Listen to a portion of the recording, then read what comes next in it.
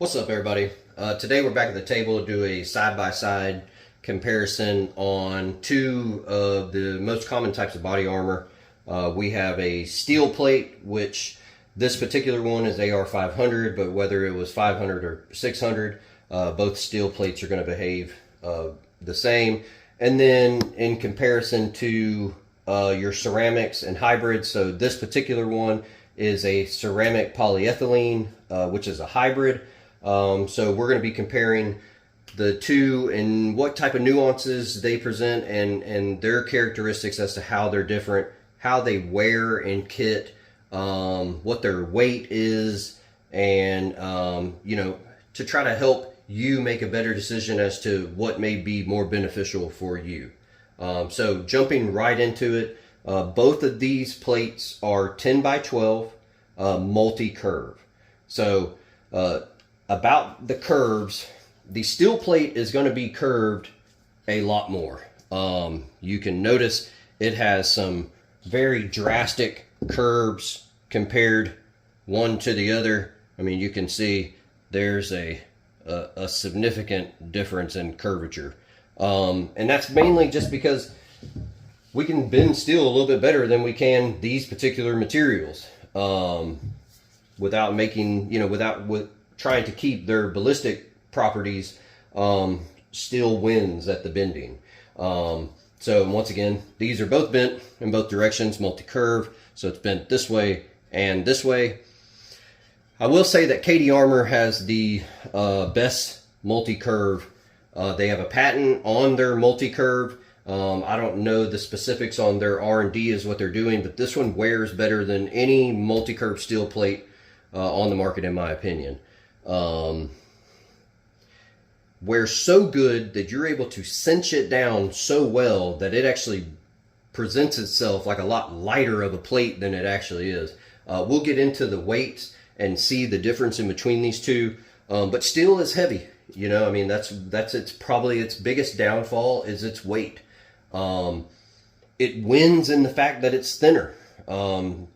Some of these thicker plates, and you can see here in a side-by-side, I mean, they are significantly different. The steel plates are all going to average about 5/16 of an inch thick, especially once you have them coated. That's what they're going to range at. The ceramics and these hybrids, they range anywhere from 3/4 of an inch to some of them pushing about an inch, or a little over an inch. So much so that you may need to consult, your carrier to make sure the plate bag will actually even accept it. Have definitely seen carriers not be able to take such a thick plate. You think it's going in there, and then you get all the way up to the top of the plate bag, and it just won't take it. It fits funny. You got all kinds of saggy, loose material up at the top, and it's just it's an improper fit and ultimately not safe for you. So that's definitely something you want to consider. Some of those solid ceramics, they can get really thick. In this particular case, this battle steel runs at about 3/4 of an inch, and it's going to fit in pretty much all plate bags, and the carriers should all accept them. The steel you don't really have that problem with. It's actually it's the opposite of that. Sometimes they're so thin that you end up with like a little bit of slack, and easy way to conquer that is to put it in a spall guard, or a pad behind it, and that'll help thicken up and make it fit a little truer in the actual carrier. Where once again, counterintuitive, you can't put really these things. Now with ceramics, they have their own type of spall protection, so you don't necessarily need it. Where with the steel, because it hits it and it spalls, it's really good to have those. Now a lot of carriers will help with that, but spalling is a big deal on steel plates. So something to consider. And like I said, it has its benefit where it'll help. Now I run a G3 from LBT, and it actually has padding that goes on the back side, so you're able to still get your pad, and wear the thicker plate. So you kind of get the best of both worlds. So, I mean, there you have it. You know, there's the main differences are going to be how the thickness and the weight, right? And the thickness, it equates to how they carry. They carry differently. This guy right here, when you go to shoulder your rifle, it's noticeably thicker, and it will maybe even have you like adjusting your buttstock. You know, it's that big of a deal. Getting out into odd positions outside of cover concealment where you're leaning or in certain prone positions, depending on how your kit is built, whether you have a whole bunch of shingles up front or some type of large admin pouch, or whether you're a minimalist, you know, can really determine how these things carry and how they behave. I kind of am in between. I got a decent bit of admin pouch with a 3 mag in the front, nothing dangling below. I like to try to stay as slick as possible, but also have you know, a decent amount of gear on me.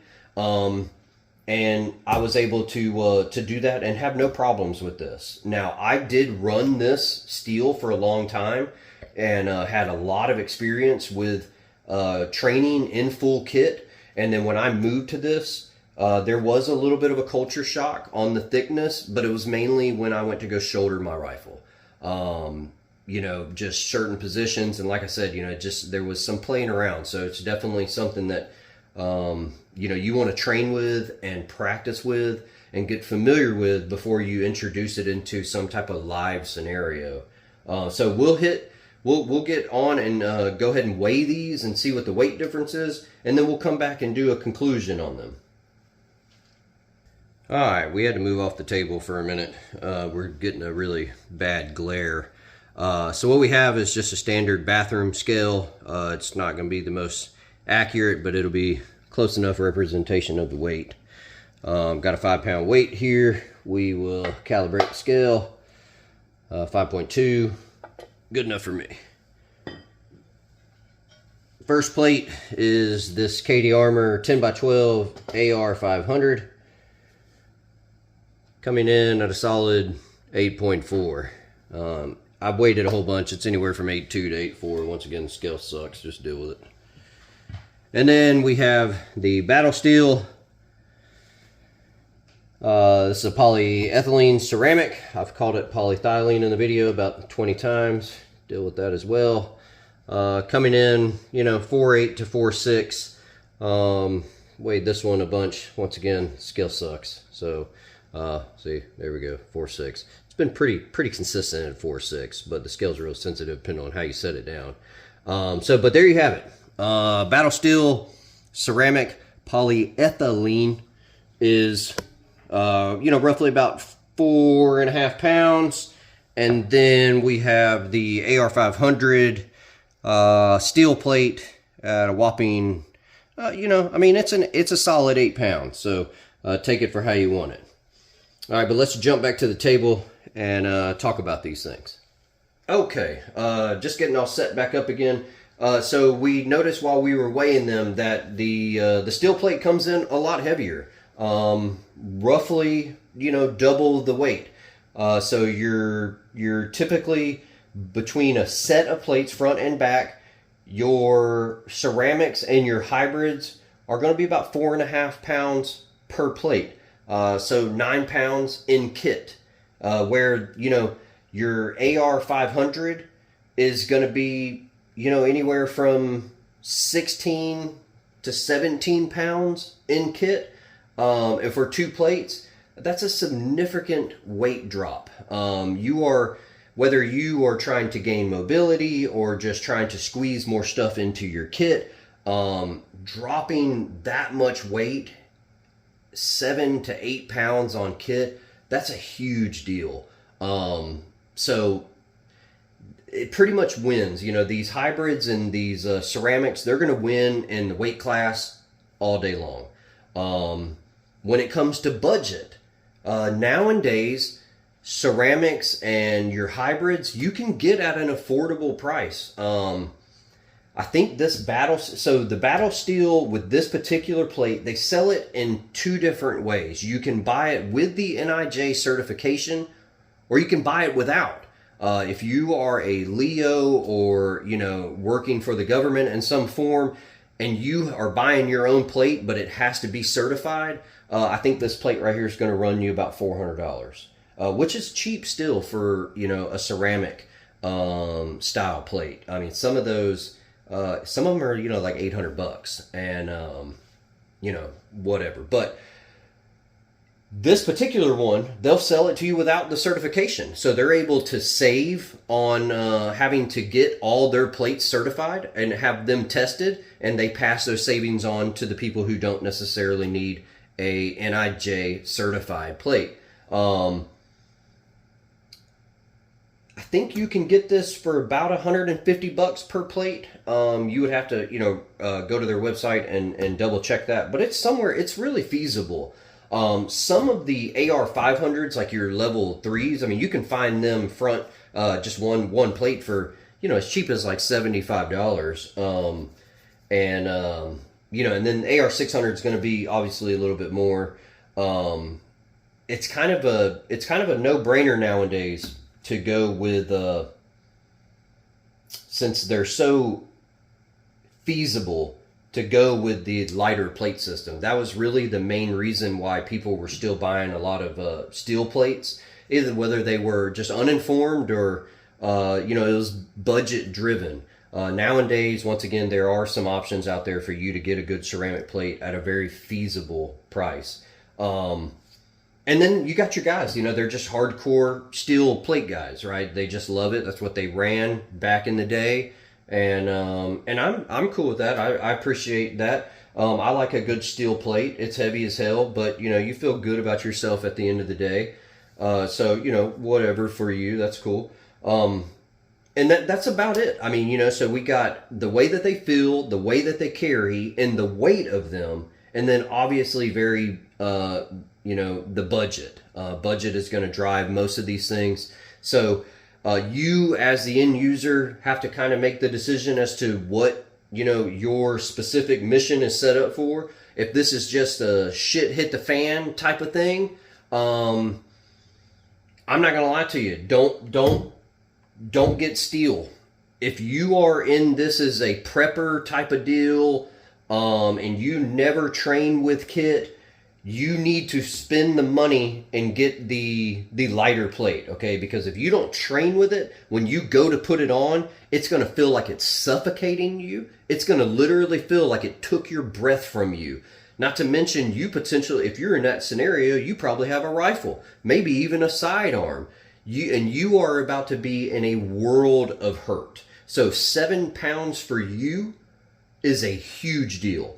I used to run this. We would train with this for 6 and 7 hours. And, for the first, 4 months, experienced fatigue, especially, in the traps. If you've, people who wear kit know that it digs into your traps. You will get a headache. You will have all kinds of issues. So if you are a prepper and you are looking to buy one of these things, it is strongly recommended by me, who is a no one, to get the lightest plate that you can get with the highest threat capability. If you are a LARPer, or LARPer, whatever it is, the guys like play in the woods. I'm cool with that. Like, I play in the woods with kit. And it's just budget, whatever, and you're also trying to get a workout on, steel plate might be the way for you to go.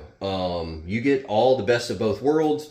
And then, it can be a hand-me-down. Maybe you upgrade one day to something a little nicer with a higher stopping potential, and you give this out to somebody, or put it on one of your older children or something like that. You can't have too many, right? I have a handful, and I'm only one person. I can only wear one, but welcome to the gun world, right? Where we buy all kinds of kit and guns and only have limited fingers and arms. So, but there you go. I mean, hopefully this was an informative video. Hopefully it helps somebody out there make a decision. Once again, I give props to Battle Steel. I really like this plate. I definitely recommend it all the time. If for some reason it's a little out of your budget, Cati Armor, really best multi-curve, best swimmer out there in my opinion, and a really good company. I've probably bought a dozen, well, maybe not a dozen, but I've close to, at least 10 or so sets of plates for friends and training partners, long time ago. And, they've been fantastic, always delivered. And then this is my only set of these. I think I got one other buddy who's running a Battle Steel, and it was based off of what I have. But they're a division of Botac or whatever, and they're outside of Las Vegas, but I'm not sure. Cati's all made in the U.S. and everything. This is who knows where it's coming from, but in the future, I'm hopefully going to shoot these plates, not these particular plates, but I'm going to acquire some more plates, AR500, AR600, and look at the steel and its ballistic stopping capability, and then we're going to test this one out, which you can find videos on them online already. The stopping power of this guy right here is really impressive, and we pretty much know what this will do, but it's just fun to shoot the piss out of steel plates and body armor and see what it does. So look for that in the future. Thank you for watching the video. Please, comment and let me know if there was something that I could have touched on, or any type of anything that I missed and you want to have a conversation about it. Definitely hit me up in the comments and we can discuss that. Also, like and subscribe to the channel. Those analytics really help me decide what type of content is reaching people. So I appreciate you watching. I hope to see you on the range.